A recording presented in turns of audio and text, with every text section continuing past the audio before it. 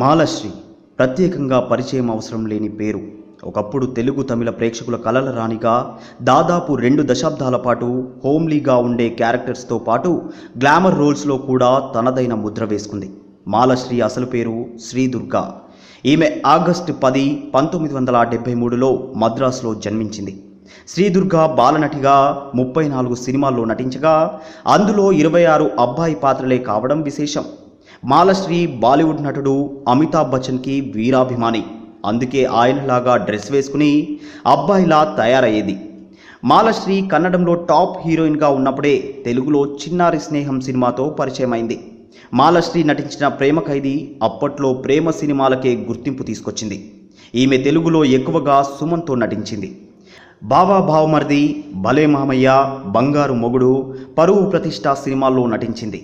రాణి మహారాణి సినిమాలో ద్విపాత్రాభినయం చేశారు.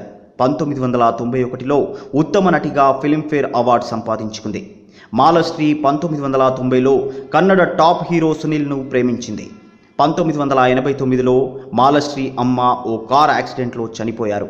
1994లో మాలశ్రీ సునీల్ ప్రయాణిస్తున్న కార్ని ఓ ట్రక్ ఢీకొట్టగా సునీల్ కొద్దిసేపట్లోనే మరణించాడు. మాలశ్రీ తీవ్ర గాయాలతో బయటపడింది. చాలా సినిమాల్లో హీరోగా నటించిన సునీల్ అంత చిన్న వయసులో దారుణంగా చనిపోయాడు. పాపం, వాళ్ళు పెళ్లి చేసుకోవడానికే వెళ్తున్నారు అని కూడా చాలా వార్తలొచ్చాయి. కానీ ఆమె ఆ విషాదం తర్వాత తిరిగి మామూలు మనిషి కావడానికి చాలా సమయం పట్టింది. తరువాత చాలా రోజులకి ఆమె ఫిల్మ్ ప్రొడ్యూసర్ రాము గారిని వివాహం చేసుకున్నారు. వారికి ఒక పాప అనన్య. మాలశ్రీ సోదరి సుభాశ్రీ కూడా నటి.